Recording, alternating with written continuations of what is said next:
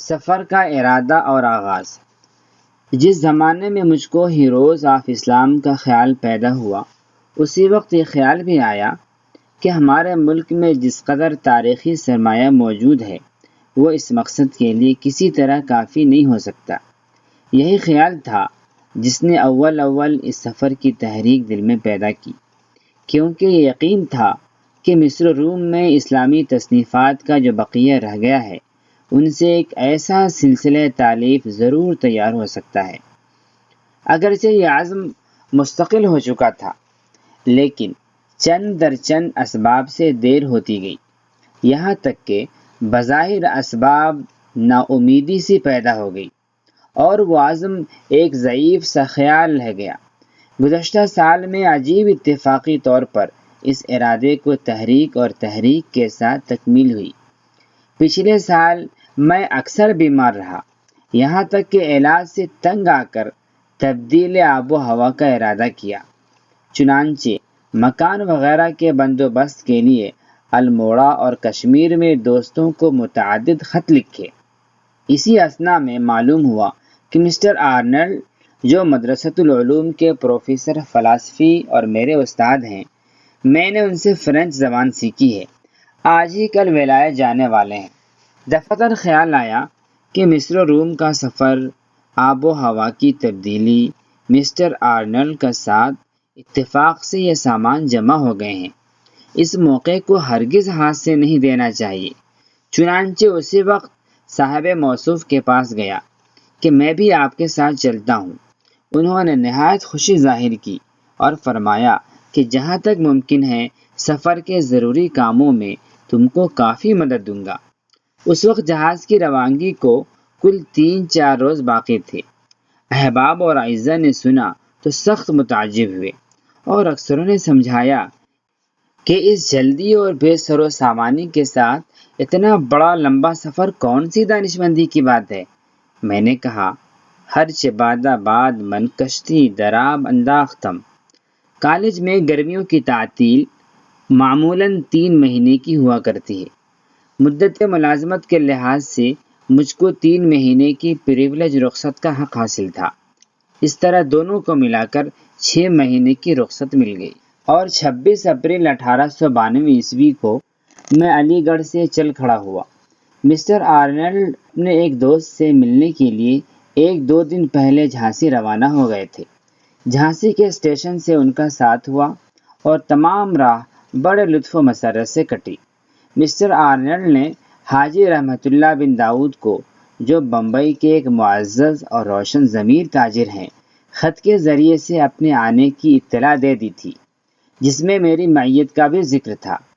چونکہ اتفاقاً ہمارے پہلے انتظام میں کسی قدر تبدیلی ہو گئی، ہم لوگ تاریخ معینہ کے 2 دن بعد بمبئی پہنچے۔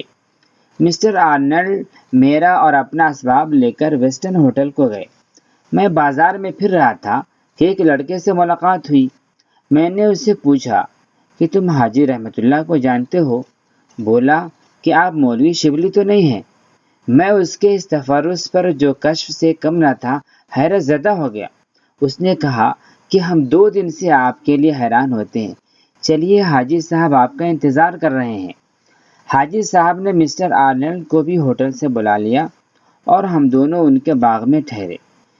جس روز ہم بمبئی پہنچے اس کے دوسرے دن ہمارا جہاز روانہ ہونے کو تھا، اس لیے ہم نے اپنا تمام وقت سفر کے ضروری کاموں میں صرف کیا اور بمبئی میں جو اسلامی مدرسے اور انجمنیں ہیں ان کی سیر نہ کر سکے۔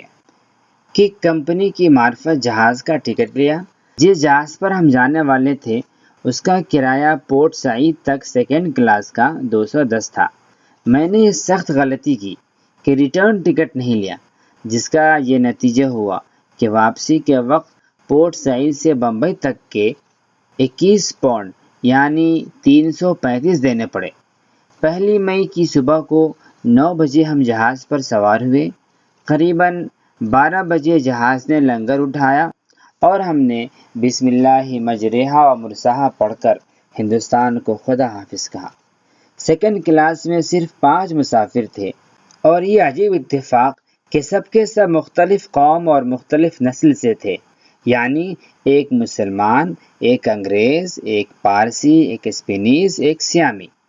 جہاز کی حرکت اول تو چندہ ناگوار نہیں معلوم ہوئی، لیکن شام کے قریب طبیعت متغیر ہونی شروع ہوئی۔ رات کا کھانا کھا کر سو رہے، صبح کو آنکھ کھلی تو عجیب کیفیت تھی۔ دوران سر اور متلی کی ایسی سخت تکلیف تھی جو کسی طرح بیان میں نہیں آ سکتی۔ 2 دن غشی کی سی حالت رہی۔ جہاز کا ملازم کبھی کبھی نارنگیاں لاتا تھا کہ کچھ کھا لو، لیکن ان چیزوں کے دیکھنے سے ابکائی آتی تھی۔ مسٹر آرنلڈ چائے پی لیا کرتے تھے، اگرچہ ہضم نہیں ہوتی تھی، لیکن قے کرنے سے طبیعت ہلکی ہو جاتی تھی۔ ان کے اصرار سے میں نے بھی 2-1 بار چائے پی کر قے کی اور فائدہ محسوس ہوا۔ تیسرے دن ہم سب اٹھ بیٹھے۔ ہم سنا کرتے تھے کہ سمندر کی ہوا تندرستی کے لیے نہایت مفید ہے۔ در حقیقت جہاز کا سفر 100 علاجوں کا ایک علاج ہے۔ میں جہاز پر سوار ہونے کے وقت ضعیف اور مزمحل تھا، لیکن روز بروز چاق و چست ہوتا گیا۔ طبیعت کو ہر وقت نشاط رہتا تھا اور بھوک خوب لگتی تھی۔ ہم لوگوں کو 5 وقت کھانا ملتا تھا، یعنی صبح کو 8 بجے چائے، دودھ، بسکٹ، 11 بجے معمولی کھانا جس میں متعدد قسم کے سالن ہوتے تھے، 1 بجے ٹفن، 5 بجے ڈنر جس میں معمولی گوشت کے علاوہ مرغ، بط، کبوتر، ہر قسم کی پڈنگ، تر اور خشک میوے ہوتے تھے، کبھی کبھی برف کی قفلیاں بھی ہوتی تھیں۔ رات کو 9 بجے چائے اور مکھن، ہر وقت کا کھانا پیٹ بھر کر کھاتے تھے اور سب ہضم ہو جاتا تھا۔ میں تمام دن دریا کے سیر و تماشے میں مشغول رہتا تھا۔